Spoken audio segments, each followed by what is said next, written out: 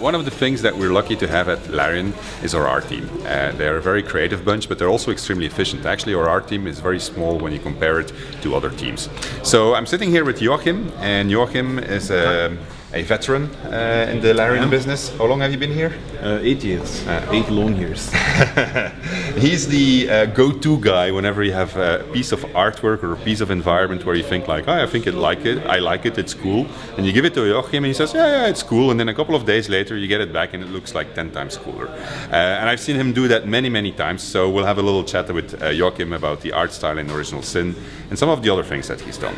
So maybe can we start, you've worked on Divinity 2, right? I did, yeah. And what was like the proudest moment of the piece of art that you liked the most in Divinity 2? Well, you asked me to create a big city, like the city of Ellerop. Yeah. And I started up doing that. It took me quite some time to build it, and it looked pretty cool. And it was based on a place in France called Mont Saint-Michel. So you had a road going up to a big citadel. But in the end, because of lack of time, we had to cut it from the main game, which was too bad. Yeah, I'm sorry about that. I still feel a little bit bad because I know how much effort you put in there. But that's the way. We put it in the main menu. We did. So maybe we can start by how did the art style of Original Sin came to be? Well, in the beginning, someone had the idea to split up the team in 2 teams and then try to individually let them come up with a style to figure out what we could do with it. So we split the team into 3 people for one team and 3 people for the other team. Yeah. And then they let us loose for like a week or 2. And then we ended up with 2 different kind of styles. We just had like the same guidelines, but the style was it's very different. I remember that. And so what happened then?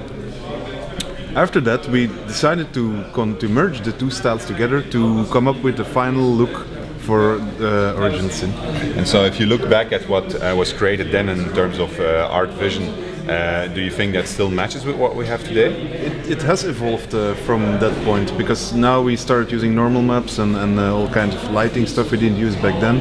But in general, it's more or less the style that we went for, like slightly cartoony, but still enough color, but still some realism somehow. Yeah. You're actually also working on Dragon Commander. You're finishing up on Dragon Commander, I think. What exactly have you been doing on DC? Well, I've been working on the rooms of the ship, the main rooms. So you have the bedrooms and the bar and the personal quarters. So, but in the beginning we all split up the work and we made different rooms and we were happy with them. And after a while we started looking at them and we were thinking this could be improved. So, and that's where I got in and tried to make it look even better than it already looked. So the thing we do here at Larian a lot is doing iteration of the same object. So you could start with something and then the art director comes in and says, yeah, start over. And we keep on pushing the art until we are really satisfied, or until the time is up. One of the 2, of course. So you've actually been doing it with Original Sin also. I remember that you were looking over the shoulders of a designer who was putting together a level, and I remembered a couple of and then you took that level in your hand, and we actually made a movie from that also. Is this something you will be doing more with Original Sin?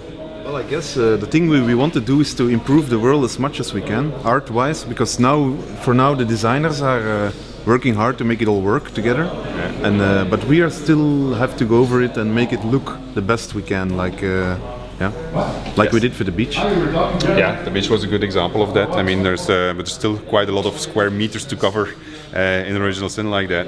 So actually, you've used the editor quite a lot, haven't you? Well, I have. We've been using the editor a lot to improve the stuff that designers did. So usually you have designers coming up with the crazy things, and then we try to make it all look good. And you have all kinds of little pieces of furniture that you're making here, and you make these, as you see, an environment where you say something is missing. That's right? Yeah. So let's say that we need a wizard tower, and then we go look at all the stuff we already made, and if we miss stuff, we make new stuff. But No, usually you can make new stuff. I can't. okay.